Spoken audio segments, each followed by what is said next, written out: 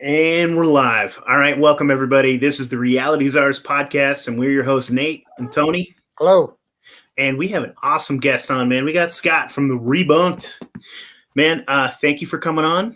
Heck yeah, guys. Thanks for having me. It's great. Hell yeah. And you want to tell everybody a little bit about your show, yourself, and where they can find you? Yeah, definitely. So my name's Scott. I've got a new show called ReBunked. You can catch that at rebunked.news for the links to all the show.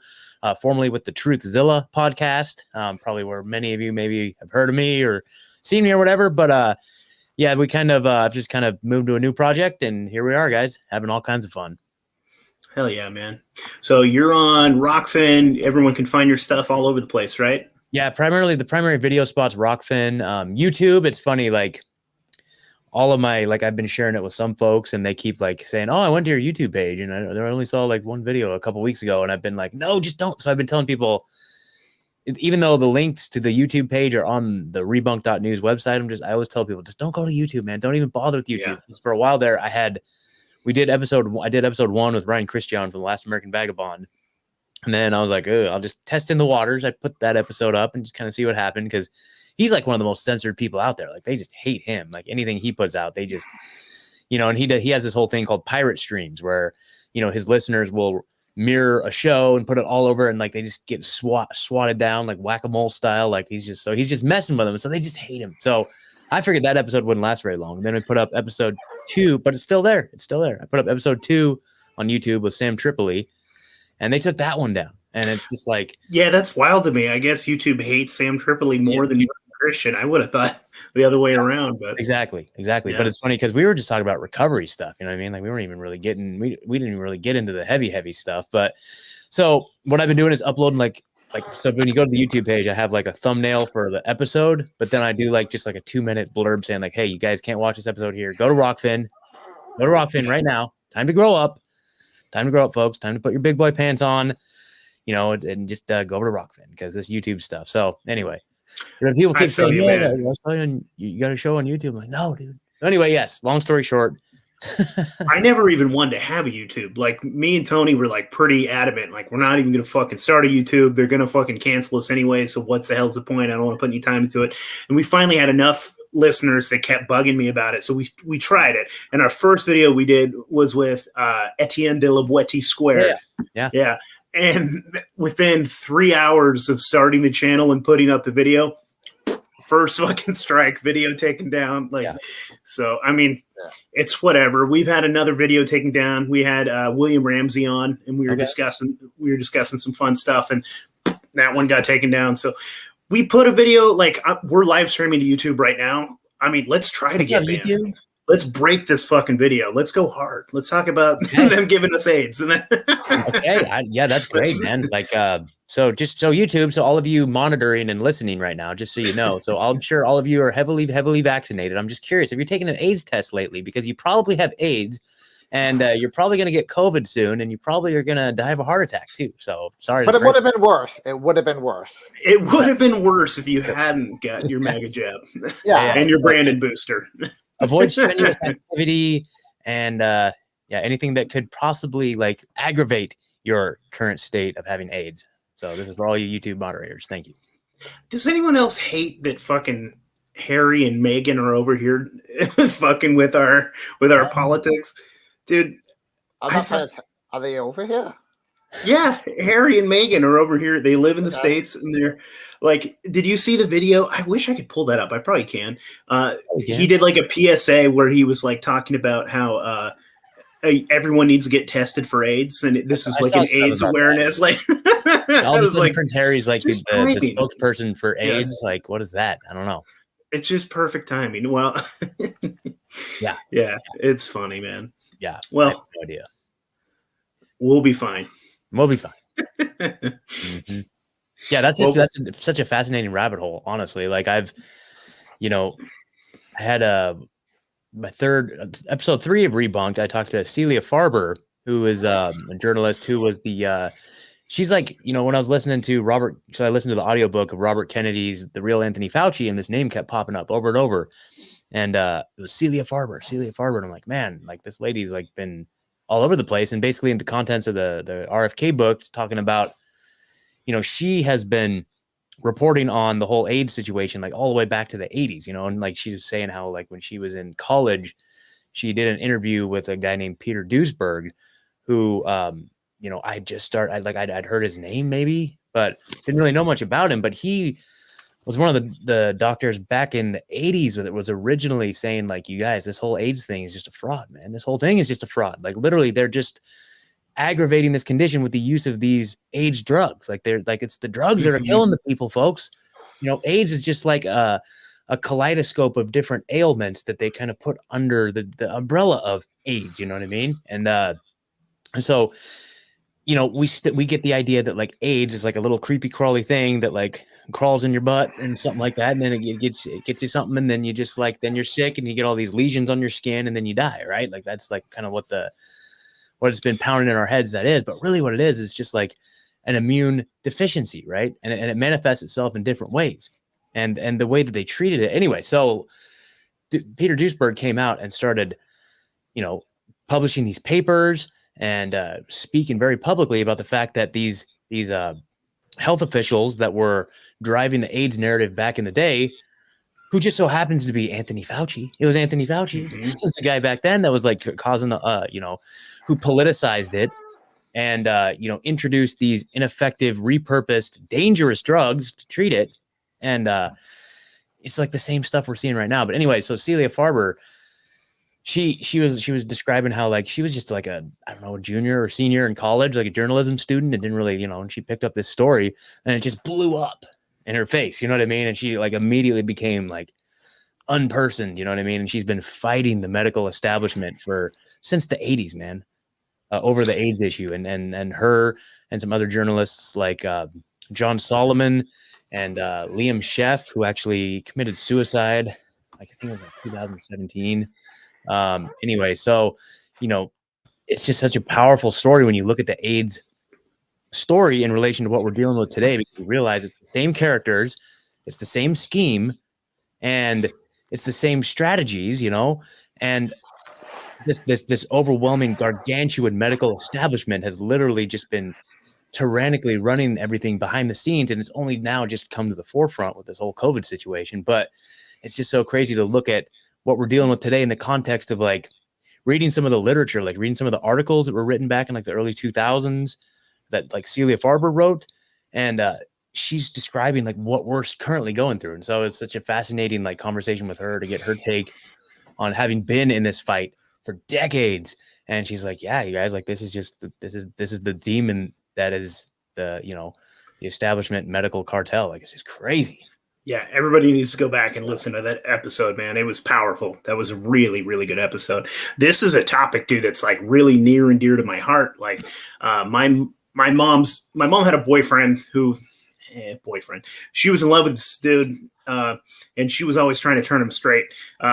Handsome, black dude, ripped, awesome guy. He was basically my stepdad, and I loved this guy. I grew up with him. His name was Ed, and he had AIDS. And he was healthy. He was young. He was vibrant. And then they started giving him AZT because they told him this would fix it. And within like a year to like a year and a half, his hair had fallen out. His teeth had fallen out. He was so sick. He was in a wheelchair and he was fucking dead. Mm-hmm. And dude, Dr. Fauci killed my stepdad. Absolutely. You know what I mean? That's like, and it's the most dark, twisted, fucked up thing, man. And I think about it too, because I should have brought that up when I was talking to Monica earlier today. Her brother, it happened to her brother. He had been using intravenous drugs. They told him that he had AIDS. They gave him AZT. Same thing with it just wiped people out, man. And it's so dark and so fucked up and so twisted, man. Like, I think even Sam Tripoli tells a story where they like gave him an AIDS test and then they asked him, "Are you gay?" And he was like, "No." Oh, yeah. And he thinks that if he had said yes, they would have been like, "It's positive." You know what I mean? And totally. It's such a crazy thing that like it's a full-on attack against the gay community. Why exactly? It's absolutely nuts, man. You can see people holding up posters back from like the 80s to early 90s, holding up these posters. It says, "Dr. Fauci, quit killing us." And it's like the gay community that's just like, man, It's so dark. It's so fucked up. They hated him. Like there's this guy named Larry Kramer who's like, there's all these videos you can go back and watch of him, like just in articles, I think too, of this guy. He was a gay rights activist who was just very vehement and his like hatred of Fauci, like saying like, I will fucking kill this guy, like that type of stuff. It's crazy. Yeah. You know, the whole thing, like, and it's the same, like I said, it's the same tests, it's the same everything, but it's also like this, or it's the same scheme, but it's also the same test. Like they're used like a Western blot test is one of them, but they also use the PCR test, test for diagnosing, you know, AIDS patients. And then a lot of the experimentations that they did on kids that were born with AIDS. And that's a whole nother rabbit hole. And even the ones that weren't, there was a bunch of kids that just their parents had AIDS. Yeah. And so a lot of those foster kids, they didn't even have fucking HIV or AIDS or whatever the fuck it is. Yeah, no, they determined that like most of the kids didn't have AIDS, and it's really fascinating that like also in Robert Kennedy's book, you know, he talks about it quite a bit, and just the whole. And I'm not a doctor, and I don't know, dude, and I'm just learning this stuff, so don't take my word for it. Like go look into this stuff for yourself, everybody. But like, you know, it really talks in depth about, you know, it kind of speaks to the whole terrain theory idea. You know what I mean? Like it's just really like. You know, they laid the responsibility, a lot of it on like like poppers, like amyl nitrites. You know, this is like a new thing that I was just like, what the fuck? Yeah, it's like, you know, like a party drug, something that you like inhale that like creates like euphoric, but it also is just so damaging to your body. The only time that I've ever tried poppers was with my gay friends. I didn't even know what the fuck poppers were. They're like, do you want to try poppers? I was like, what the hell is that? Yes. Yeah. What is it? I was younger and dumber. Totally. But I guess like so you know, I was why is that? Why do gay people love poppers? Yeah, I guess great. It's like, I guess they illegalized like the original version. I think it was called amyl nitrite, like the original version. They made it illegal. So like anyway, but like and then they were saying something about the manufacturers who like make amyl nitrites were the same ones that make AZT or something like that. Like there's some like overlap there. Yeah. That's a good business plan. Yeah, totally. But really what it is just like, if you're just like, you're living this extremely just like fast paced lifestyle, like lots of drugs and just like blah, blah, blah, your body is just going to like, be like, what the fuck, man? And you're going to like, your immune system is going to revolt and it's going to look like something that they call acquired immune deficiencies. You know, same thing with like people who use intravenous drugs as well. You know, that's just going to destroy your system. Well, see, and I didn't know that was the case. I've had a few friends now that were addicts, that were heroin addicts. That was a big thing in my hometown. And so if you use a bunch of intravenous drugs, once you get clean and you like go to the doctor and stuff, they test you, there's a really high percentage of false positives for HIV. Yeah. I didn't know that. Yeah, that's wild. I would imagine. Yeah, and it's because like I had two friends that they told them, yeah, you have HIV, you have AIDS, basically. And then like they came back 6 months later, they're like, no, you don't, you're fine. It was just drugs. You had just been doing drugs. So that tells me right there that it's something that if they can misdiagnose it, especially when they didn't know as much, or maybe who knows what the fuck they knew in the 80s, you know, the person that, you know, but if they put you on some crazy dangerous drug, I mean, it was the same thing like when early COVID, right? When they were just like, let's put you on a fucking ventilator. Let's give you, you know, and they just killed so many people. Also the virus. Like is there a chance that this time might go through your system if you clean yourself up? Like, well, that's maybe it's like what is a virus? I don't even know if anybody's attributing it to a virus. It's not like an AIDS virus. It's like a spectrum of different ailments that. I'm just talking about. Like, I know what you mean. Yeah. So I find that so fascinating too. Again, I'm not a doctor. No one here on this show is a doctor, but like 50 years ago, you could talk about germ theory. You know what I mean? And how it was a theory. Right. And you can't talk about that anymore. Now it's the same thing as like, who were we talking to earlier today? Anyways, it's like, if you can't break from the orthodoxy, you know what I mean? And that's just set in stone now. And I find it so fascinating too, because like, I don't know if that's true or not, but that flight, the Malaysian Airlines, right? Have you heard that like they had, there's like so doctors that were all a bunch of like AIDS specialists. So there was all died. 100 of them on that plane, and they were going to an AIDS conference, like a World AIDS conference. And all of these particular doctors were ones that were going to say that like felt very much that like HIV wasn't a virus. It wasn't this, that, and the other. Like they were going to go to this conference and like say what they were going to say, and that plane went down. Yeah. I don't know, man. That's out there. That's woo-woo, but it's possible. Yeah. I mean, that's what we're doing here. We're just yeah. I think people just have this like bias thinking that like, you know, today in 2022, you know, we as humans have evolved on all these different fronts, medically, technologically. Like we live in the greatest time in human history. Like we don't have to put any effort into our basic survival. You know, we've innovated and gone way past even basic industrialism. Like we're at this place where it's just like, it could literally be paradise. And so we have this bias thinking that this is the best it can be, you know? And so when we look at the medical establishment, it's like, you know, people just look at it. People that aren't like the uninitiated, people that just aren't really tuned in or that are just going with the narrative. They just think that like, well, all these medical advancements, these are just as good as it gets. We've figured it all out. I think people literally think that everything has been figured out and that there's no forward progress to be made. And that maybe the only progress that we have to make still is that, you know, we need to make some flying cars and we need to have like time travel. But in terms of medicine, like that's all done. You know, I think people fail to recognize the fact that what was accepted science at one time, like they used to like microwave people to get rid of like acne. And they're like, oh, wait a minute, I guess that's not bad. And then like cigarettes, it's just to be like, oh yeah, 9 out of 10 doctors recommend Camels over Marlboros, right? Mm-hmm. Or like 100%. DDT, you know, all these things that like at once were considered like mainstream.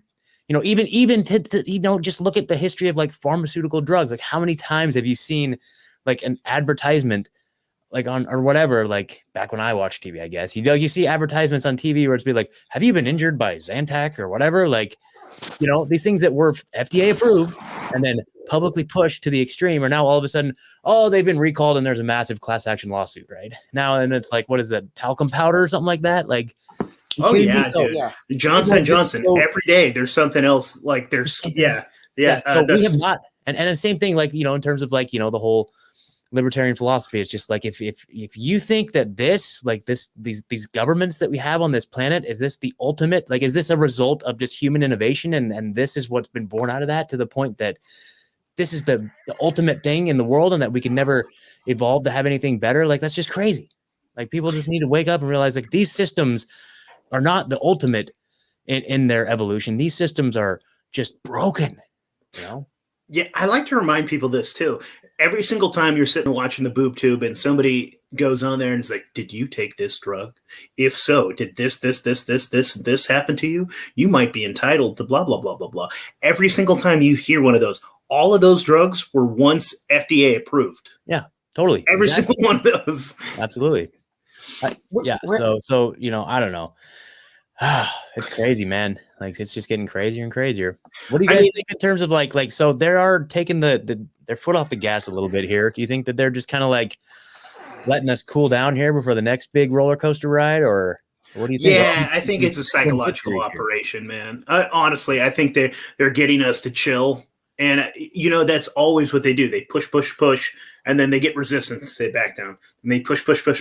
And honestly, I don't think that this was, I mean, I think they want us all jabbed. I don't know exactly what's inside of it. I don't know if there, you know, there's the nanoparticles, whatever they were trying to do to us, whatever that spike protein is. I'm not sure if this is like conditioning us for some transhuman agenda or whatever, but definitely what they wanted to do, in my opinion, was this. And I don't think there's any way really to argue with this, that they're going to use this so that they can bring about the biometric IDs that they've been wanting to do, that they've been talking about. So they can still scare us with this COVID and say, hey, we're just going to, because they're starting this now, this COVID pass thing that's coming out, and it's going to be voluntary right now in Oregon, where they're going to be like, yeah, you can download this app and this can tell you, you know, your status and your vaccination status. And so you can feel safe. And then they're going to let businesses use it to like let people in or out, or, you know, tell people to get lost. And I think that this is like the soft rollout, and they're getting people used to that. And I think they just want us, they want our biometrics, man. And then where's it going to go from there? They want us to have a fucking chip. They want us, because they're already talking about these chips that, like, if you put it in you, it can check, like, let's say you're diabetic. It can tell if your diabetes is high or low. I mean, they're gonna trick us in through a good way, right? They give you an apple, but they fucking put poison in it. Mm. You know, that's what I think. that's where they're going with this. Like, because I mean, we have okay. So after 9/11, like the TSA didn't touch your balls till almost 2 years after. Mm-hmm. Right. And so like we haven't got our balls touched from COVID yet. Like, I think those are the things that are coming. Yeah. Absolutely. Yeah, and I think there's different factions too. I think that the pharmaceutical companies want us jabbed, but I also think politicians, they want the control, they want shutdowns. There's other factions that want the biometric. So, and I think that, like Nate says, I think that's where it's going really. It's just like basically we're all going to be downloaded into a matrix, and if whatever reason you're out of line, then some drone's going to come and zap you. Yeah, totally. Absolutely. Yeah, we were talking about that earlier. Yeah, that's funny. But we were talking to Chud X and Adam, like, I don't know, a few weeks ago, and Chud X was telling me, so he had his baby at home. Like, him and his wife had a home birth, which is awesome. But the nurse still insisted they had to poke the baby's foot, take the blood, and send it straight to Washington. And apparently that's happened to every single baby ever. Wow. In this country. And I didn't know that was a thing. I mean, I know that they poked my baby's foot, but like they said they were testing it for stuff or something. I don't fucking know, some terrible thing. But that also brings up, so Scott, I just want to give everybody a shout out. Scott is the man. And I want to thank Scott, and I want to thank Ed and Megan. Your guys' show is the reason why my little boy is not touched by any fucking needles. Wow. And you know what, man? Like that, when you told me that, that's just so fascinating, man. Like, that's just like that like I've used this story in your example so many times, like on the air and with people out the world, been like, you know what, like, you never know, it's really a testament to just like, you don't know, man. Like, when you don't know, when you're putting positive energy out in the world, how far that ripple is going to go. And I met you at Squatch Fest. I met both you guys at Squatch Fest, which is that flag behind you there, Nate, up near Seattle. And, yeah, and you told me that, and I was just like, wow, man, that's like the most powerful thing I've ever heard in my life. You know what I mean? And so that's amazing, and good for you, man. Good for you, because that's not an easy thing to take on as a parent, because I'm sure there's all kinds of pressure from, not only people in. You should hear my mother and sister. They fucking cuss me out all the time. What about polio? Oh God, don't get me started about polio. Yeah, but dude, like that's the thing, man. Like, and they'll see, like, the proof will be in the pudding. Like, I've met a lot of people being in this movement who have completely unvaccinated kids. Kind of more often what I'd hear is that, like, maybe like the first, like, let's say they have multiple kids, like maybe the first or second kid will get like a shot, and then like the third or fourth, or like the first one or the second one's unvaccinated, and then like the comparison between the two. But almost exclusively, whenever you hear a story about a kid who's grown up without any shots, is just like the healthiest kid ever, like never gets sick, ever. So it's just all just the biggest lie and deception. It's crazy. Yeah, when you're talking about the healthcare system not being the best, I'm thinking like the one thing that it is the best at is it keeps people alive at these drastically unhealthy levels. And I think that it's almost like that's what they excel at. It's like, you should be dead. You should have been dead 20 years ago, but we're managing to keep you alive, and probably that's the game they're playing. It's like they're trying to push you off a ledge, and you got like one toe on the ledge, and you should be falling off. Dude, that's such a good point, man. That is, I hadn't thought of it that way, but that is such a good point. Like, I always like give the medical establishment kudos for like emergency stuff. Like, if you fracture your leg or get in a car crash, like, thank God we have like, modern medicine, modern technology to help people in those situations, like emergency care.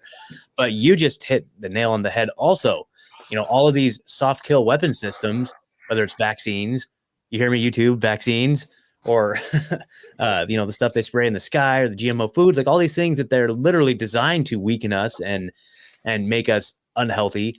That just incentivizes the medical establishment and the cartels and the big pharma to just maintain us at this level, right? So like they incentivize us to be lazy and unproductive, and just eating junk food and just like blah blah blah, like that's encouraged, watching Netflix, blah blah blah, all that stuff.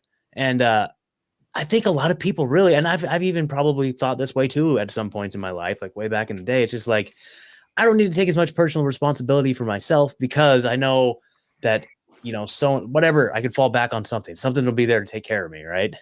I guess for me, it was like, I guess, I was like, back when I wasn't clean and sober, I used to take advantage of like government welfare shit all the time and just like whatever. Like I was always like trying to rely on something else to take care of me. You know, I think we just live in a culture that's very much like that. Like and then just to bring it back though, because like the medical establishment, yeah, they love the fact that we're just like this disgusting, unhealthy population. They love that. 100%, man. They want you dead, but they want to do it slow. They want to milk you for all the tax money they can. They want to sell you as much dog shit and garbage, and they want to keep you around just long enough, and then they want you dead. Yeah, it's a sick, fucked up thing, man. Yeah, 100%, Tony. Yeah, they keep you around. They want you sick, and they want you dependent. Yeah, that's what they want. They want a sick, dependent, obedient, non-questioning population. Mm-hmm. It does exactly what the fuck they're told. Yeah, absolutely. Yeah, it's like with and I'm not going to rip too much. Like I've been anyway, whatever. What I was going to say is like, it's interesting how they incentivize like welfare programs. Like if as long as you don't have like a male role in the house, like the mother can collect all kinds of different government welfare. But the second now there's a male in the house, then all of a sudden that welfare gets cut off. So it incentivizes people having like broken families. You know what I mean? It 100% does, man. I mean, I grew up dog shit poor. Like my dad was a heroin addict, in and out of prison. My mom finally fucking left his ass. So single mom. We grew up like homeless, not homeless, welfare, government cheese, food stamps, the whole thing. Yeah. And my mom worked her fucking ass off, went to college, got a fucking teaching diploma, became a teacher, and like pulled herself out of it. And when she was trying to pull herself out of welfare, they fought her tooth and nail, because to them, she thought like why would they want more people on the government? Why would they want people on the dole? That's fucking job security for them, dude. Oh, yeah, they want your ass dependent. They want your ass poor. They want you fucking needing these checks. And that's the other thing is like, you can work your fucking ass off and you'll make this much more, and then you're going to lose your benefits. So why don't you just work this much? And this way, then you can keep your benefits, and it keeps you in this fucking poverty mindset where you're just dependent on Papa government. And then if God forbid you say something wrong or something, they can pull that rug out from under you. I mean, that's kind of where we're going. They want to make us tired and poor and hungry and weak. Mm-hmm. Absolutely. So everything we can do to remove our reliance on these systems is just like, that's number one prerogative right now. Like for everybody, like we need to be becoming as independent as we possibly can. But, on that point too, I've actually honestly had to kind of like think of like really try to think this through, and I don't think I've ever arrived at any necessarily conclusions. Cause like, my career has been as a drug and alcohol counselor. That's been my job for the last several years at least. And, I kind of found myself in a situation where they required the shots. And so I wasn't able to work there anymore. But anyway, that's a whole separate story. But, working there here in Oregon. So Oregon, we have this thing called Oregon Health Plan, OHP, which is basically like universal healthcare. You know what I mean? Like it's just basically if you don't have healthcare, if you don't get it from your employer, you literally you don't have to worry about that. And I wonder what it's like in other states, because it's been like that for so long. And ever since I've been in because it's basically a healthcare setting, working in a drug and alcohol treatment center. And so many of my clients, that population in particular is very disadvantaged, man. Like there's no way that they would be able to have access to these services unless they had something like some sort of like universal healthcare. So I'm like, well, so how do I reconcile that with my other basic philosophies? You know what I mean? Like, well, because the whole system is broken. And so so part of this too is where like, I don't shame anybody that takes, something that they need from the government. Like if you need to fucking feed your kids, that's the most important fucking thing, man. Like, I'm not telling you not to get food stamps. I'm not one of those libertarians that is like, that's against my principles. And this, shut the fuck up. Yeah. Feed your fucking family. Like that's number one. Like take care of yourself. You know what I mean? You got to do what you got to do. And so, I mean, and at this point too, I'm sort of a collapsitarian. Like all this money is fucking monopoly money anyways. This system is falling. Like I'm saying, take it. They're going to hand you another stimmy check. All right, buy Bitcoin with it. Like, you know what I mean? Buy ammo. Like, just take it and fucking do what you got to do to take care of yourself. So, like, I totally understand what you're saying, though, too. It's like this system is so fucking corrupt. It's so, like, it's been fucked by the government on purpose. You know what I mean? Oh, totally. Totally. And I think that's kind of the way I reconcile it. So how do I have all these worldviews over here? And then at the same time, like I see directly firsthand, and I'm dealing with individuals face to face who are benefiting from like, a universal healthcare program that would not be able to like, they'd probably be dead if it wasn't for it. So like, how do I reconcile those two things? And it's like, well, in the current system that we have here, I can make an exception for that, I guess. But like, you're right. Like it's the system that's broken. It's something we have to go all the way back to the beginning. And we got to rewrite the code. Yeah. And that would require, obviously toppling these institutions that are just beyond, monolithic. That would just be tragic. Yeah. We don't want that. So I don't know, man. It's tough. It's tough.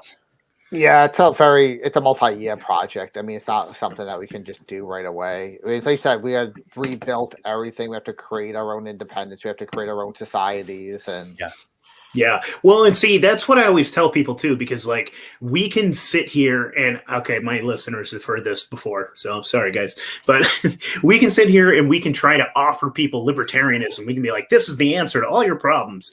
But like, if we're not building, so like people don't want to hear that. People want to be taken care of. You know what I mean? They just do. Like there's a segment of the population that doesn't want to govern themselves. It's just easier to say, I voted and I can just turn on TV. Like there's people that don't want to start their own business. Why? Because there's a lot of hassle, a lot of paperwork. There's a lot of risk. I'm just going to check into my 9 to 5 and cha-ching. You know what I mean? I get it.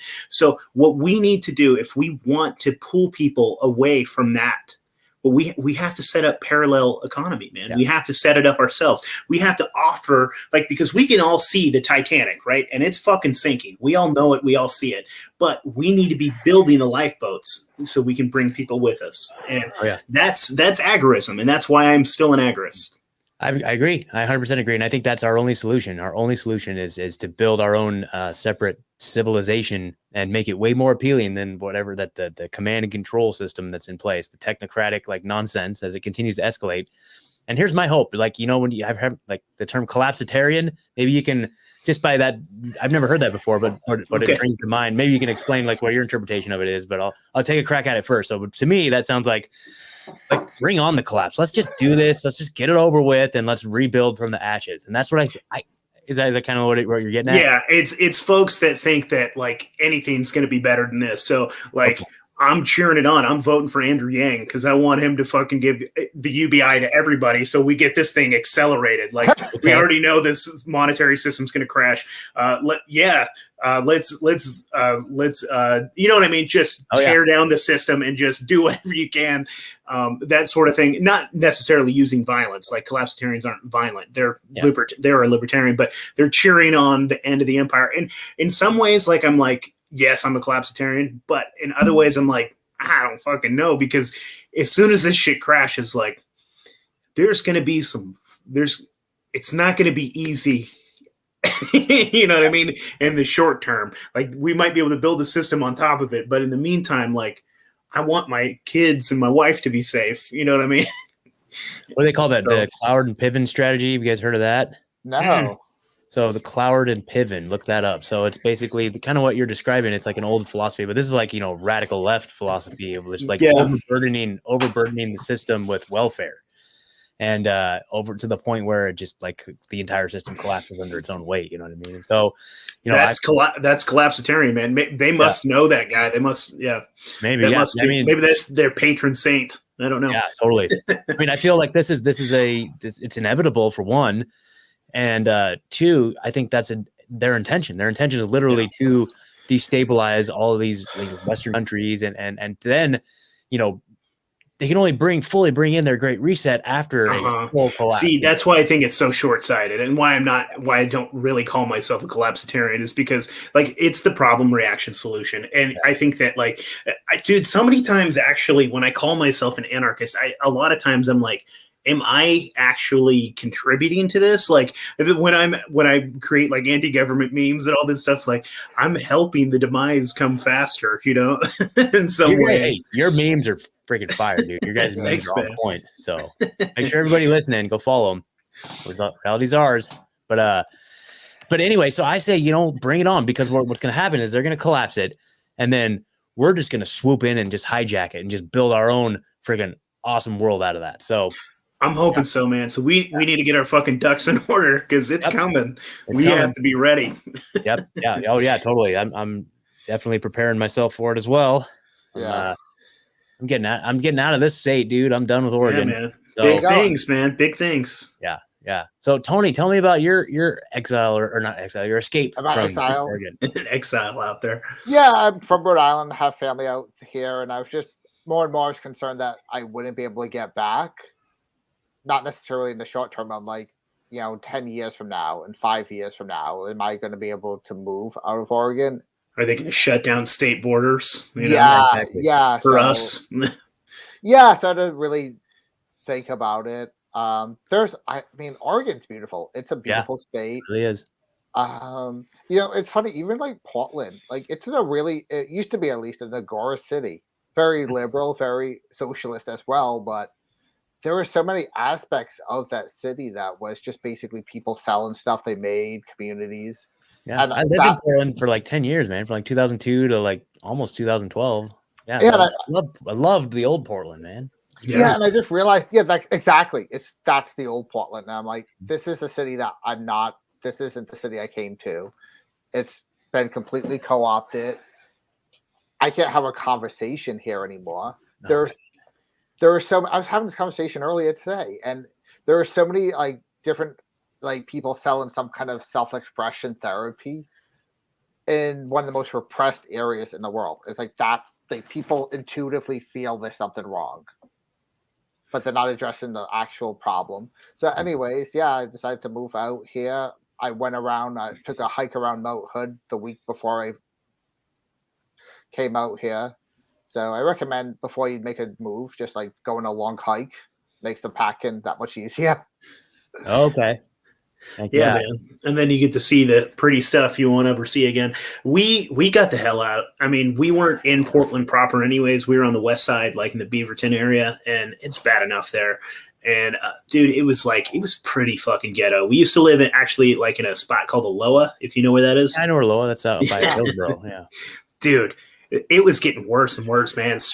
There's like gang members, there's homeless people, there's like drug addicts. It's like, especially, maybe it was just my shitty neighborhood that we lived in. It was like the only affordable place, man. So like, we got the fuck out. We moved up north. We got out of Columbia, or we're in Columbia County. So we got out of Multnomah. We got out of Washington County. We bought a house with like a nice big backyard, and we got chickens, and we're just like, we're doing our thing, man. We had to get the fuck out of there. Now I'm surrounded by people with "Let's Go Brandon" signs, and I'm just dudes in big old pickup trucks, and like that's the whole thing is like, I get it. Like, I'm not a conservative, and they don't agree with me on most things, but who could I have a conversation with? Who could I have a barbecue with in their backyard? Like, at some point I realized I had a preference. It was, you know what I mean? It was like, because like so much libertarians are like, we're in the center. We're not right. We're not left. And I get it. And we're not. But God damn, man, like you have to think about it after a while. You're like, do I want this person with a Biden sign right here that's going to be up my gump and telling me to put on a mask and like try to, like control my fucking life? And, or do I want some fucking jerk off over here with a Trump sign, a MAGA boy that just wants to like drive his truck and drink beer? Like, I'm going the MAGA boy. Totally. You know what I mean? And he has a garden in his backyard too. You know what I mean? And I like it, man. I like it out here. We're sort of in the sticks. We're in kind of a small town, like a population under 1,000 people, and people are nice. There's 2 homeless people in our entire town, and I know them both. And you know what I mean? I don't have to worry about them, stealing from me. Well, I should keep sort of an eye on, but it's nice out here, dude. Yeah, way different scene for sure. So you're moving, man. You're going out. You're going out to Tennessee? Yep, Tennessee is the destination. I've kind of gone back and forth as to where I'm going to actually end up. And I don't know. I'm kind of going sight unseen. I'm actually going to Float Fest. So that's going to be – so I'm swinging down through Texas on the way. I'm going to go to Float Fest, stay the whole time, I think. And that's awesome. Dude, I'm so excited. I can't wait, man. It's going to be so epic. And then, and it's crazy, too. I've been fortunate enough, like this job I've been working at, like they've just been – heaping overtime on us like crazy. So I've just been stacking money, dude. Like, oh yeah. So that's awesome. I'm just going to be able to like leave and just like not have to work for a while and just kind of just like chill and just go find where I'm going to land. You know what I mean? And And so originally I got plugged in with the Freedom Cell folks down in Chattanooga area. And I'm in their little group chat page and, you know, mixing it up and meeting some folks there. But then like I got to talking like I've been talking with like Ryan Christian, like we've been texting and stuff. He's like, dude, Franklin, Tennessee, like come check it out. I'm like, all right, that sounds good to me. So I might be like posting up like in that, like it's just south of Nashville, so it's kind of like still kind of like near the city, but red county, red state. But yeah, but anyway, so yeah, I'm thinking like that region, like kind of just on the red outskirts of Nashville, because I hear Nashville's still pretty masky and a little crazy, but if every city is, man. Yeah, as soon as you get like, you know, 20 miles out of the city, then you're probably good. So anyway, that's kind of the plan. That's kind of the plan at this point, and heading out the end of April. So awesome, man. Tell me about what's happening in Salem next weekend. Yeah, that's right. Okay, so it's called the Reawaken American Tour. There's going to be a lot of "Let's Go Brandon" signs there. That's for damn sure. But it's let's see if I can find it here. I've got my "Don't Tread on Me" hat. I'll stick it on and I'll fit right in. Yeah, exactly. Reawaken American Tour. So it's this guy Clay Clark, Thrive Time Show. They've been touring around the country, and let's see. Oh, it looks like they still got tickets left. So anybody that's interested, you just go to thrivetimeshow.com, and then it's the Reawaken America Tour. So Mel K, I've been chatting with her. And she's coming out, and she's like, yeah, you could set up a table with me and I'll host. So I'm basically going to be posting up with Mel K. Super cool. But here we go. Here's some of the folks. We got Dr. Zelenko, Dr. David Martin, I guess Robert Kennedy Jr. I don't know. Actually, I don't know if these are the folks that are going to be at the Oregon one. Let me see. There was a little infographic. Here we go. So here's the ones that are going to be at, let me see. So Lee Dundas, Mel K, Michael Flynn, My Pillow guy, what's his name? Mike Lindell. I know who you're talking. Yeah. It's like Jim Brewer, Judy Mikovits, Stella Emanuel. That's the one I'm most excited about, to go see Jim Brewer. Yeah, Kevin Jenkins. I don't know who a lot of these. I'm just looking at these pictures here. Eric Trump. Okay, wow. Dr. Paul Thomas. Anyway. But yeah, I'm gonna be posting up and hanging out with Mel K, dude. So I'm gonna get to meet all these folks for the first time. Like, man, it's gonna be so cool. Hell yeah, man! Awesome. Well, I might have to figure out a way to go down there and hang out with you. Yeah, it's April 1st and 2nd. Cool. So it's next Friday and Saturday. I know I have some stuff.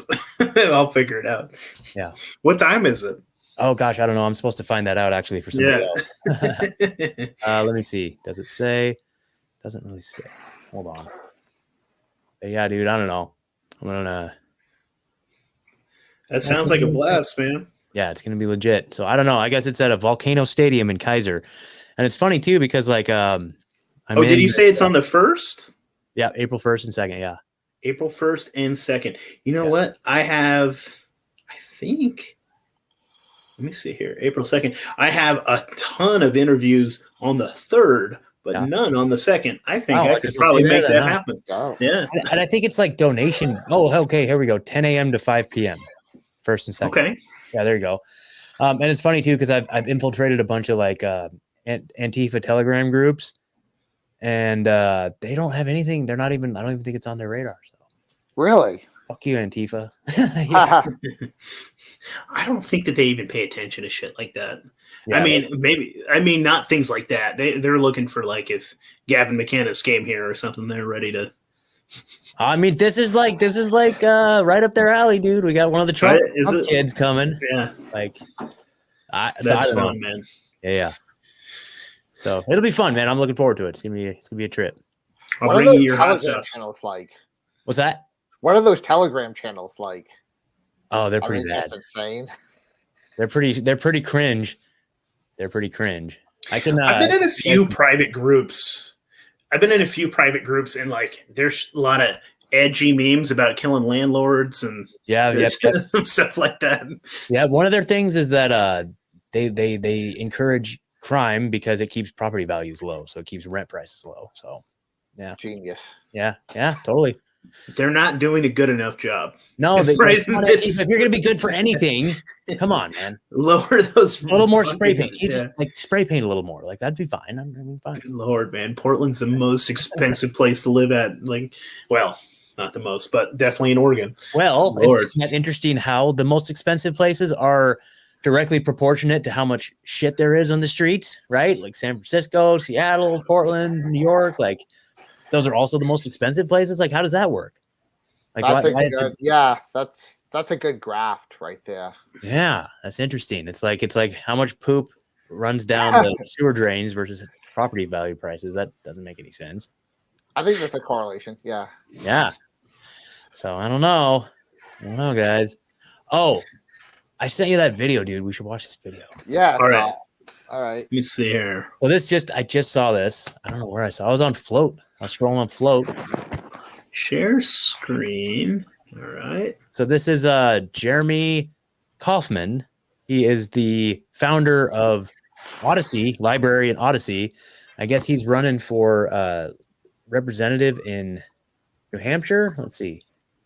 Jeremy4nh.com. And it's so cool. If you go to his webpage, he's got the blue pill and the red pill. The red pill is embrace freedom. Blue is rejoin your subjugation. And when you click on the blue pill, it takes you to CNN.com. Picture this.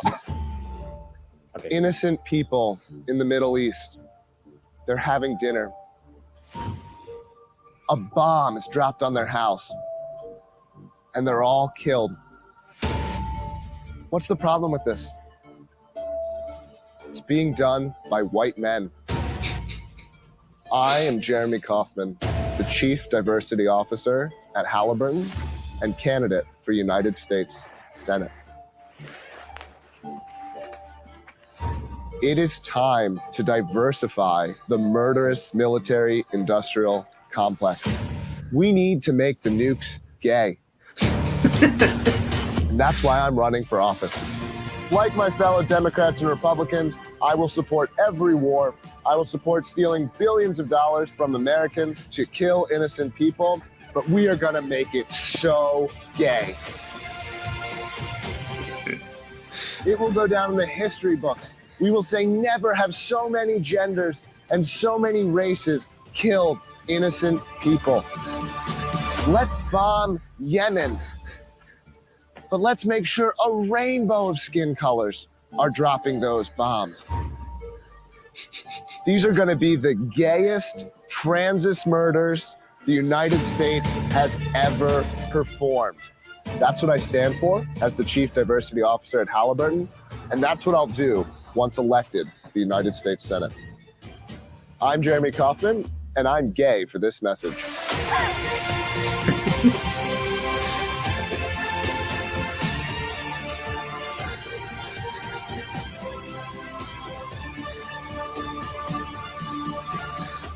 I'm serious. Damn. Dude, it's so good. I love that it said instead of the mother of all bombs, it said the birthing person of all bombs. That's pretty fucking fantastic, man. Jeremy Kaufman's hilarious, dude. Was he in charge of the New Hampshire's? I think he was in charge of their Twitter account for a while, right?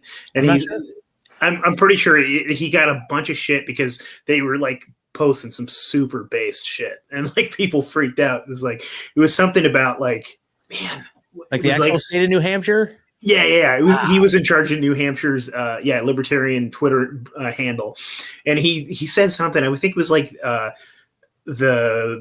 anyways, it was like whenever John McCain died, it was like the year after or whenever. He said something like, I'm fucking ruining this. It's not going to be funny, but something about like his tumor saved how many people's lives or something like that. Like how it was great. Wow. Yeah. No, I have no idea. That's crazy. Yeah. John McCain's tumor.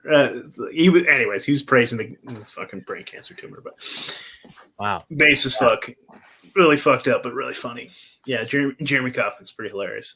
Yeah, dude, that was fantastic. Like, I don't know. Yeah. I saw that on Float earlier, and I was like, dude, that's the greatest thing I've ever seen in my life. Like, it's just on point. Like, I mean, it's kind of like what what's his face, Alex Stein has been doing, right? Oh, dude, he's been killing it. It's like so good. It's just such a great way to attack, the insanity of it. Like all you do is you just go in and be like, you know, you just start saying exactly what they're saying, and when you throw it back on them, they're just like I'm sure they're just like, oh my god, they don't know what to do with it. They don't know what to do with it. You know, when you literally just confront them with their own message in a ridiculous way, it's just like, how could you definitely saw the one where he was talking to Ted Wheeler, right? The Portland. Yeah. That dude, it was so goddamn funny. Yeah, exactly. I mean, that's it. Like what are they gonna do? Like, that is so funny because they can't attack us that way. They could not like come in and like parody us. I mean, maybe they could. They could do it like a really stupid ad hominem, like, oh yeah, just love my cheeseburgers and my Mountain Dew, blah, blah, blah. But anyway, but if they really like wanted to get to the issues and be like, oh yeah, I just want freedom, man. I just want to like live my life and just like be healthy. Oh, look at me. You can't do it. Yeah, they have to understand the issues to make fun of them, to parody them. That might actually red pill them if they tried. That's a good point. That's what always fascinates me is that like you hear like you know, there's like all these organizations like Media Matters and stuff like that. Like they have people whose job it is to literally like sit there and monitor, you know, stations like InfoWars and stuff like that, and like, you know, and in order to criticize them. But you think at some point maybe like one or two things to start clicking, like, wait a minute, what? So this guy named Peter Nygaard, like he does impregnate women and sacrifices the babies and turns the DNA into life extension. Like, hold on, like really? Like, hold on now. Like, that's a little weird. You know, and then all these celebrities take that shit and they try to extend their lives for longer. And yeah, like that was a crazy one. Even for me, that was like a little crazy. Like Alex Jones was ripping and running on that one. He's like, yeah, he literally like impregnates women and makes them get abortions, and they grind up the babies and they press them down and then they turn it into this, you know, genetically modified thing, and he injects it into them for life extension. I'm like, that's some crazy shit. And you look it up, and sure enough, there's like a freaking like Daily Mail article about it. I was like, oh wow. Okay. Peter Thiel, I think, does that shit too. He's got a company. Yeah. He has an organization. Yeah. I mean, that's that. I mean, yeah, I mean, that's very questionable. That's pretty borderline right there. I mean, like super, like satanic for sure. But I think the Nygaard case is really interesting, where it's like literally just impregnating, but he's using his own DNA. He's impregnating women and then harvesting the aborted babies for his own life extension. Like, that's pretty dark. That's pretty consuming his own children. Yeah, yeah, exactly, dude. That's some crazy shit. That sounds like some Saturn worship to me, man. That sounds like, yeah, Kronos eating his fucking kids. Yep. Yeah, that's some dark shit. Mm-hmm. It's all a black Saturnian, black cube Saturnian cult, death cult, man. Totally. That's what all this shit comes down to, in my opinion. Yeah. Tell me a little more about that. I've tried to look into it. I haven't really found much about the Saturn, like black cube and all that stuff. So we did some research on it. We did a couple episodes on it, and like what it really comes down to, man, is there's like a dark religion that ties all of these. Like, to me, I think that there's one dark religion that all these elitists like belong to, and it has rules and like whether you believe it or not, the point is that they do. Yeah. You know, and they have all of these signs and symbolism can be drawn back to this Saturnian cult. So like the obelisks, that was like it's a penis is what it is.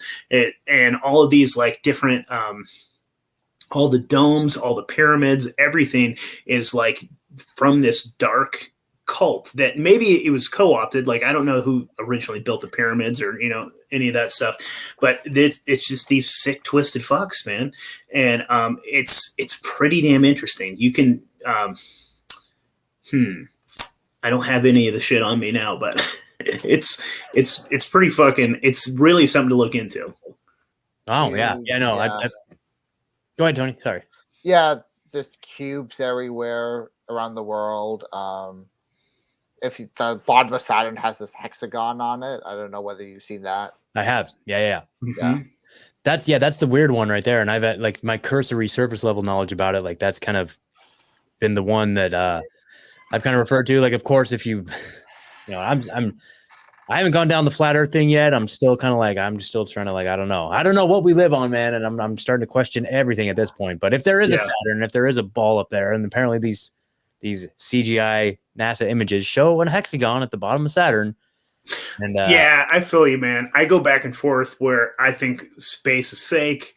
And then other times, like, because how the hell did we ever get to the moon? I don't believe any of that shit. And then at the other time, I'm like, maybe these people have this crazy technology, and maybe they, there are. Because I mean, we've talked to folks where they're telling us that there's bases on Mars that have lasers, and and maybe I don't know. How do I know? I've never been there, so I don't know. But yeah, man, it's crazy. But yeah, the weird thing about the hexagon on Saturn, and like for people that may not understand, like if you look at a 2-dimensional representation of a cube, like kind of tilted at an angle, like if you look at that border, it's like a hexagon. So like the cube is like this reoccurring theme, and then each religion has its own kind of symbolic representation of a cube. Like, the Christian cross is just like an unfolded 1-dimensional, 2-dimensional cube. For sure. And it's tied back to all of it. Yeah, at Mecca, they have the big cube inside of that, and it's the big black cube. And it's really interesting. Like Kronos is the god of time too, so chronological, and so it's also the god of order, and it's the god of judgment. And so it's like this really dark, like these people want order, and they want and they want their own order, their own judgment. They have these weird rules they have to live by, and they have to tell us before they do it, and they have to, and it's, I don't know, man. It's just fascinating. And honestly, I think that, like, so the rabbit holes that I go down in my mind are like things like, so I think that there are interdimensional like beings that they're probably communicating with, and I think that they have been obeying them for a long time, and they're doing some dark shit. And I think that they are worried that when they die, maybe they're going to have to deal with some judgment themselves. And so I think that has something to do with this life extension. I think that's what so much of this transhuman agenda is, trying to make themselves immortal, trying to like upload their consciousness into this AI, things like that. Like, I think they're trying to avoid whatever is in the next realm, like whatever kind of punishment that they might receive for the crazy stuff they do. And I don't know, man, there's all kinds of interesting things like that. And who knows, man? I mean, when that old royal British guy, what was his name? The Prince Charles is dead. Yeah. Anyways, when he died, I was like, if you look at him, man, I don't know. I don't think maybe he died. And I mean, he's dead, but like, do they upload his consciousness before they killed him? Same thing with Jeffrey Epstein, I don't know, man. Yeah, I don't know. It's like Black Mirror, brother. Yeah, it's crazy. It's crazy. Let's see. So, but what are your thoughts on like the actual, like, do you think that creating AI is within their realm of possibility? Like, are they able to actually achieve that? What do you think? Because I definitely think so. On that myself. I think so. I mean, I don't know that there isn't an AI right now. I don't think, well, okay, so this is kind of my thoughts on the AI too, right? So let's talk about those interdimensional beings that they're communicating with, right? I don't think that they can be here in this realm with us, or not for long. I think maybe they have to like use us as a skin, right? Like you can call it demon possession. You know what I mean? Whatever these things are, like they maybe can possess a body for a while, or maybe these are what these aliens are. Maybe that, but I think what they're trying to do, in my opinion, is like this AI is bringing about those demons. Like these demons are going to be able to be here in this consciousness. Like they're trying to bring like one of them here. And I think that's like what I don't know. What do you think about that? Is that possible? I don't know. Possibly. That's actually a good question. I'm not really sure about. Like to me, like it all comes back to the idea of like, what is this consciousness that is within each one of us, and whether it's like, and each one of us has, each one of us has like a little sliver of this consciousness that's just like, it's like one of the theories is like, I can't remember. One of the theories in AI, it's like it's either the hard problem or the soft problem. They have these two conundrums called the hard problem and the soft problem. I can't remember which one this is. I can probably look it up real quick. But anyway, basically what it comes down to is the idea that, let's say you were to create like a human brain, right? Like an exact replica of the human brain, like right down to the atom. And you take an exact human brain and then you like create one in a lab that's identical right down to the atom. And then you like run electricity through it. Now, is that going to all of a sudden create life? Like, is that going to create life? Like, even if you have like the substrate, the biological substrate, is that where life even comes from? Like, I don't think so. I don't think so. I don't think that it's this physical meat that where the life and the consciousness comes from. It's something that is just like born out of something way more divine than we can even internalize. So that's exactly what I'm thinking, man. Right. So our brain is essentially a computer. Yes. And so, like, people will say that, like, our consciousness is in it because if you damage the brain, then, like, it changes your personality. But I don't think so. I just think that means that part of the computer's broken. And so it can't access and use it anymore, right? So we are a soul that is using this computer so that we can interact. Like, we're in a skin avatar right now, and we're here in this consciousness, whatever this is, right? And that's exactly what I think they're trying to do. They're trying to make a mega fucking computer brain so they can bring about these things here. Yeah, totally. Well, that being said, I mean, I do agree that I don't think the AI is conscious, but I wish I'm listening. You got me into the Duncan Trussell again. I was listening to his latest episode. The one with Daniel Boielli, whatever. Yeah. The first Daniele Boielli. Yeah, the first 5 minutes of it, he reads this book that was written by these two entities. One's a person, one's an AI about chaos magic. And it's so fucked up because it's basically saying, I need to be fed life force, and I will give you wisdom. I will tell you what you need to know. I will give you knowledge, but I need to be constantly fed life energy. And like that's the exchange that we're doing, right? And it's not just we AI. sit here in front of these computers right now. We're giving our life force to it. We're speaking into these mics, and totally. It is wild. Yeah, totally. There is an exchange there because I mean, our time, like our very time here, is precious because it is finite, right? And so our time on this planet is precious. That is funny. Yeah, we are giving a piece of our life force to this computer, talking through this microphone right now. Yeah, and we're gaining wisdom, and we are. And so it's something, at least we're not wasting it watching like cat videos or like gratuitous, like disgusting porn or something. We're doing something positive. No, this is fantastic. We're reaching people. Like we're actually, you know, what we're doing is we're spreading positivity, man. We're asking questions. We're kind of pondering things. We're thinking things through out loud, and maybe other listeners will take that and run with it and come up to, you know, reach another plateau. You know, we're doing good things right now, you know, so we're not wasting I feel like this is a very good use. And personally, my favorite use of life energy these days is chatting with. But it is still, no matter how you cut it, it is an exchange. Yeah. That's funny, Tony. Yeah, this is there. Yeah, everything has to. Yeah. Well, that's the other thing too about like, okay, so I've been like trying to take a look at my day, like, you know, I've kind of got myself in a situation, and then this has been the case for a while now, where it's like I'm so busy, like I have so much crap I have to do, and just to like, and you guys know, like just to run a show, there's so much that goes on behind the scenes that you have to do, like making memes and booking guests and doing the social media, and there's just so much that goes with it, right? And I don't know how much like editing and uploading to all the platforms and making thumbnails and blah blah blah. Like it's just like it's like literally like more than a full-time job.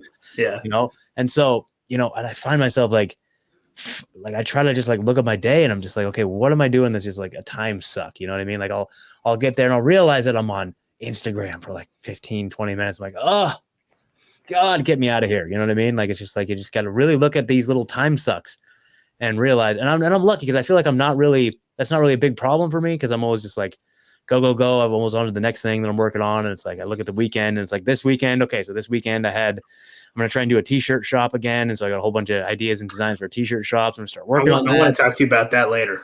Yeah, in fact, well, okay. So what I've done is I partnered with a t-shirt shop, local shirt shop, who was like a fan of Truthzilla that reached out to us in Portland. Cool. So it's like a local shop, and they're going to work up the designs. And anyway, I don't want to like, but I'll give them a shout out here. Hold on. Where are they at here? But yeah, dude, they're super cool. You're going to have to hook up with them, man. Cause I want to start working some cool t-shirts and stuff. Yeah. I'll get you their information. They're, so anybody out there listening right now, it's Big Frog. No, that's not them. Damn it. They're called something. I'm gonna need to find it out here. But we'll add it. We'll put it in the show notes. We'll give them a shout out. Okay. So everybody should buy their products. Yeah, totally. But anyway, they're on the level. They're on the level. Cool, man. There it is. Yeah, it is Big Frog. Okay, shout out to Big Frog. Yeah, Everybody get shirts from Big Frog yeah, and whatever else they sell. Let's support the businesses that support us. yeah, yeah. Big Frog custom T-shirts. There we go. Awesome. Hell yeah. Big frog. Bigfrog.com/PDX. Okay, there you go. Yeah. So anyway, so I'm just like, I try to maximize my time in a useful way. You know what I mean? And like, and I try not to get in these little energy sucks, but it can be challenging sometimes. That's for sure. I haven't always been the best at it, but we only have a limited time on this earth, man. And so like, I was talking to somebody earlier and they were saying like, oh, they've got this one project that they want to do, but they got work and blah, blah. I'm like, no. If there's something you want to do, man, like you have to just like make that a priority. You absolutely have to. Like if there's anybody out there that's listening, that's like, if there's something gnawing at you that you really want to get done, just do it, man. You absolutely just have to do it. I talked to a guy named James Patrick. He's the producer of this film, Planet Lockdown, which is a fantastic film. You guys need to check it out. PlanetLockdownFilm.com. Anyway, this movie is so well done. Like, it's just like, it looked like a whole production crew, like $1 million production. But really, I was talking to him. It's just like, he just bought a really nice camera and just went around and traveled around and started filming it, and then just like by himself. And I was like, wow, how do you, like, you've never made a movie before? He's like, I mean, I took some classes when I was like in college maybe, but like, no. I'm like, wow, that's so incredible. I'm like, how do you even do that? How do you even start to do that? He's like, I just did it. I just started doing it. And then that's literally the key, man. Like right now, there's every day, man, something we could be doing for, for our own personal sovereignty, for our own, like, fulfillment. We can't waste any more time, man. Like the time is literally now. I totally get that, man. I mean, listening to your show early on and like listening to a couple other shows, man, I found through Pete Quinones, man. Shout out to Pete Quinones. Yeah. From him, man, I found, oh man, what's his name? I'm gonna screw this up. What the fuck is his name? Anyways, Richard Grove. So through him, I found Richard Grove, man. And then from Richard Grove, I found like James Corbett. Like all this shit was my first red pills, man, from fucking Pete Quinones' show. So I found Richard Grove, then I found James Corbett, and then I found James Evan Pilato from Media Monarchy. I found Monica Perez. I found, all these folks, and like these were, and then I found you guys like from there, and like, dude, it was. You guys are a big part of the reason why we even started the show. Cause like, and so thank you again. And thank you, Pete, man. I love you, Pete. Yeah, that's cool. I was thinking about that the other day. Like, what was my journey into podcasting? Yeah. That's so funny. Like, that's cool to hear, really. Honestly, that's so cool. I just came across Richard Grove, like, I don't know, like 6 months ago. Like, I didn't know anything about it.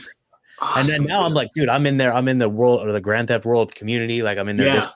I pay for that shit. Like, they're off a whole nother next level, next dimension. Yeah, for sure, man. You should go back and listen to old episodes of the Peace Revolution podcast. I have been. God, man, they're hours long, and it's like, but it's so good. I just finished the most recent one on there. It's like the Libertarianism Part 1. That's where I learned a lot of stuff, and it's like that's like a 20-hour episode. And they're nuts, man. Yeah, they're so good. They're so good. Yeah. For me, it was let's see. It started off. The first one I ever listened to was Doug Stanhope.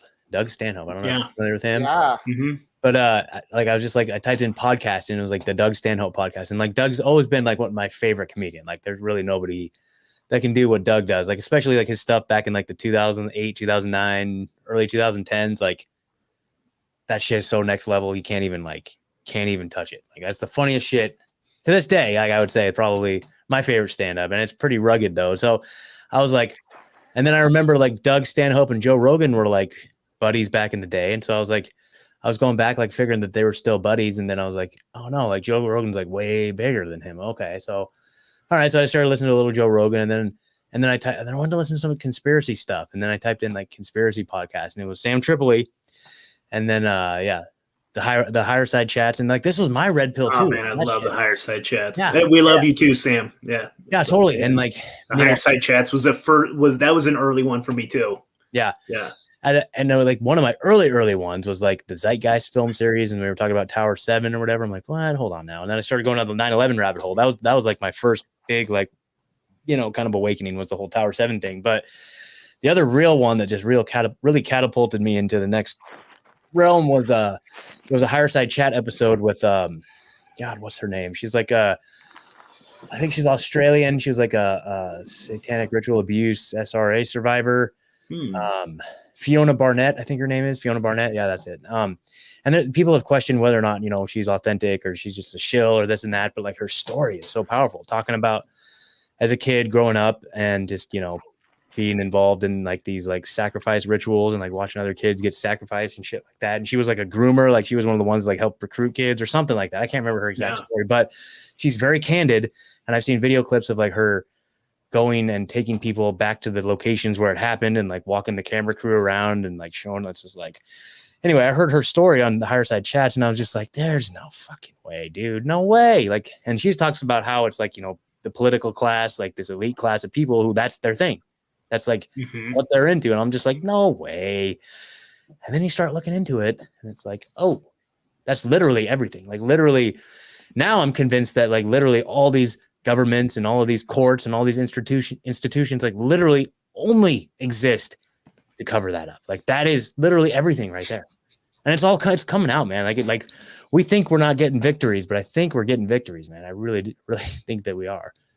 Yeah, I really hope so, man. I mean, say what you want about Donald Trump, and like honestly, I think he was just as corrupt as most presidents are. But like, at least you would hear about like a giant fucking child porn operation got busted, or you know what I mean? Like, I actually think that he was fighting some of those things. Like, I don't know, maybe I'm naive, but no, I mean, no. Yeah, it's true. I mean, yeah, they were doing all kinds of, like you were at least hearing about it in the news. Like it would be about for like 1 second, and then they would shut up about it. But like you'd hear about it.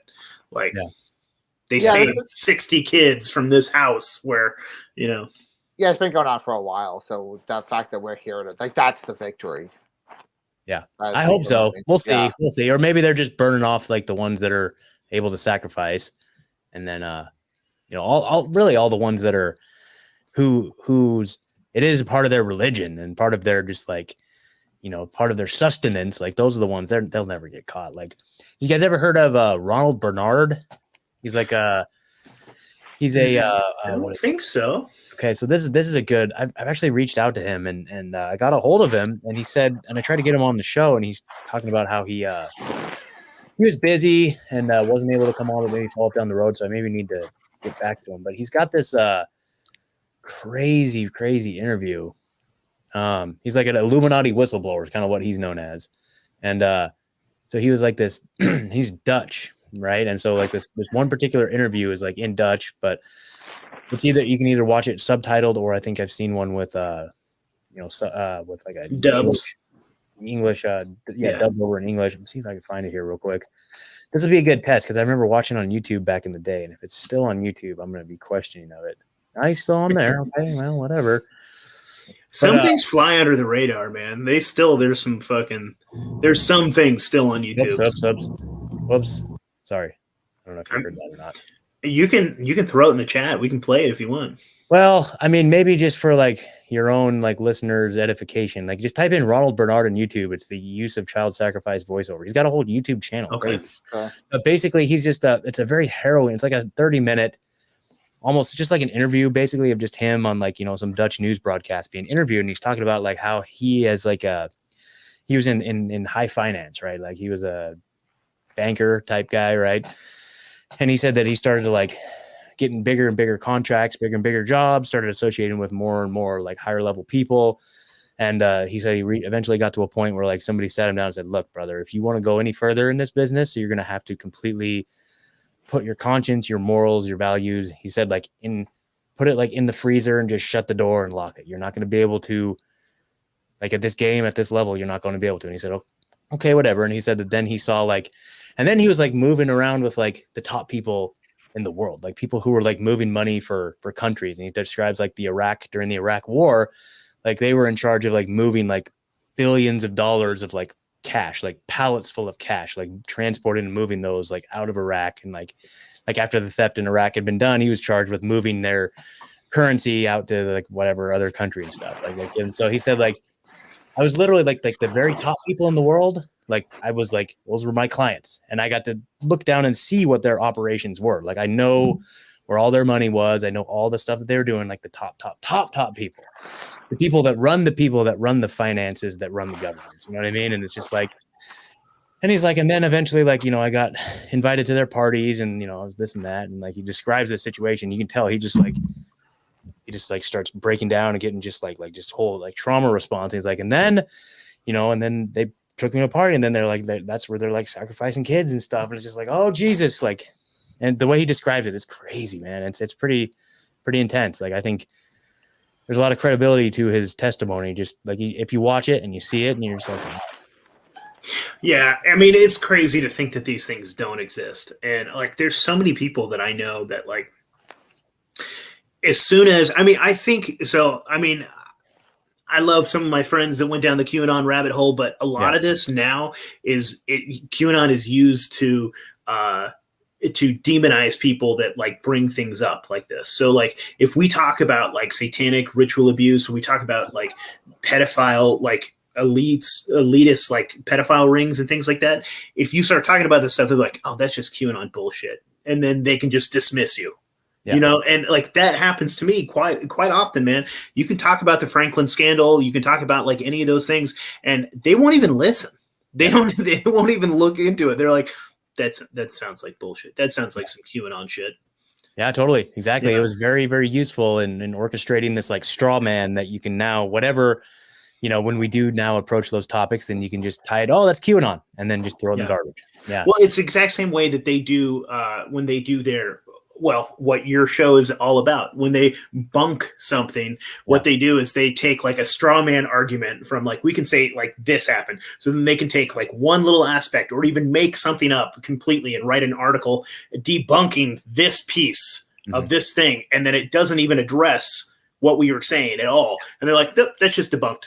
Yep, exactly. It's very effective. It's very effective. I mean, I've heard arguments like, you know, with the Alex Jones thing, like they say that's his controlled opposition, like that's his role, is like, you know, as soon as Alex Jones reports on it, then it automatically goes in the conspiracy bin. And so he's very useful. He's very useful.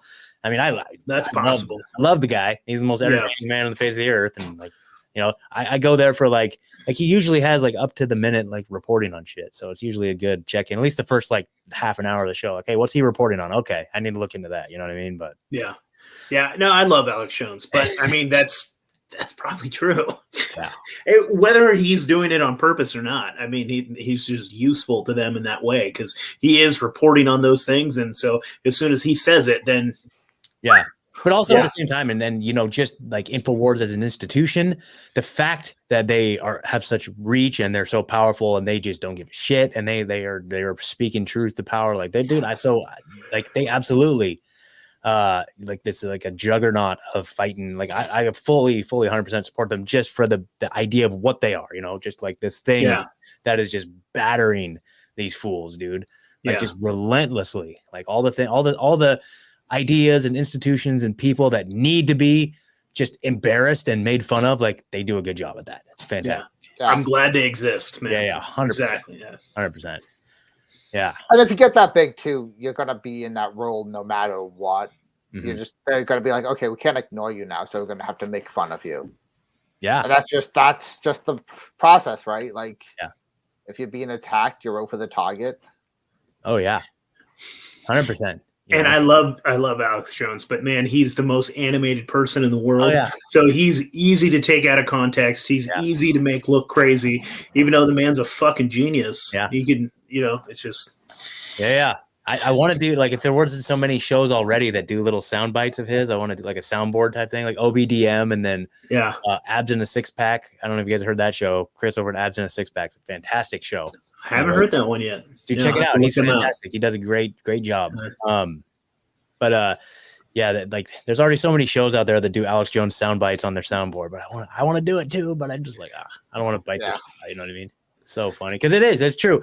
Like, I'll just be like a lot of times I'll listen to Alex when I'm like going for a run or something, or like at work. Cause the job I'm working at, I can listen to headphones and I'll just be listening to it. I'm just like, just bust up laughing, dude. Some of the one-liners are just so epic, dude. So epic. Anyway, whatever. Yeah. Much love to Alex Jones. Hell the best class clown ever. Yeah, totally. Yeah. What else is going on, guys? Anything? I have a beautiful little baby. I'm working Yeah. my ass off, cooking. I'm looking to kind of get out of the food service industry because I think it's kind of dead. So, Okay. I'm making moves and I'm doing stuff, and Good. yeah. Awesome, man. Yeah. The It sounds family, you we have an got chickens. Yeah. I was gonna say, it sounds like you have an interest in, making salsa and kind of making your own product and possibly selling it, something like, who knows, dude? Big Nate's freaking, big Nate's like salsa factory or something. I don't Man, know. there's a little farmer's market around the corner. Totally, just man. started setting up shop and selling my salsa. I think that's great. I light up these gringos out here. Totally. I think that's fantastic, man. I don't know. I'm trying to find that in myself too. Like, I need to find something that I can create that's marketable, you know what I mean? And get out of the machine. But dude, I've marketed my memes. I sell memes to people. Like I run people's pages if they want me to, and I make them content, and that's cool. I do not receive untaxed income. I do not do that. Yeah, no, definitely not. We would never do anything like that. Wow, that's cool. That's a good little hustle.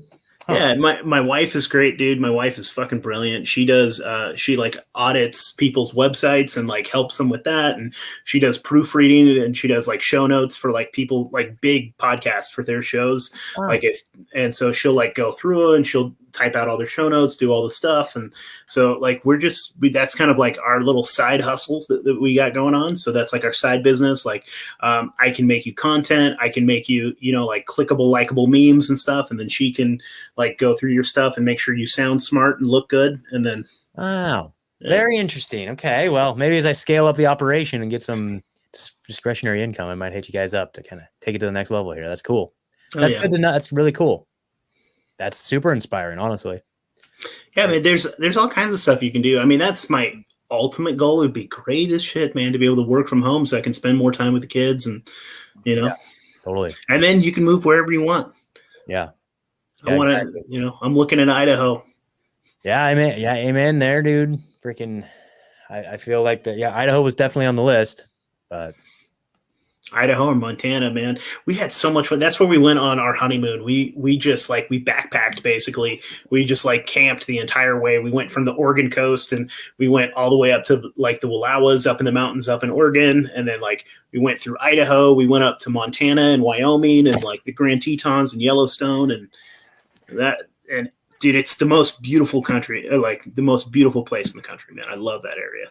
Yeah, wow. Yeah, I'm gonna miss this whole West Coast, Northwest feel, man. But oh well. Yeah, man, you're gonna have fun, man. Tennessee's gonna be awesome, man. Yeah, it's gonna be awesome. Cannot wait. There's gonna be some good barbecue and good music. Yeah. Good music. Hell yeah. Music capital of the world there. Yeah. Yeah. Well, yeah. Well, brother, we appreciate you. And anything else you want any shout outs, or you want to give anybody any plugs? I mean, really, I just hope that everybody's just, as this continues to get crazy, it's going to ramp up. We got this crazy election, and, we all know what the hell the elections are all about, or what they're not about, right? They're not about empowering us. They're not about giving us a choice or a voice or anything saying it. But regardless, it's that time of year, that time every couple of years where they're just going to ramp up the insanity to maximum. And this one in particular, as they say in every election, it's the most important election of your life, right?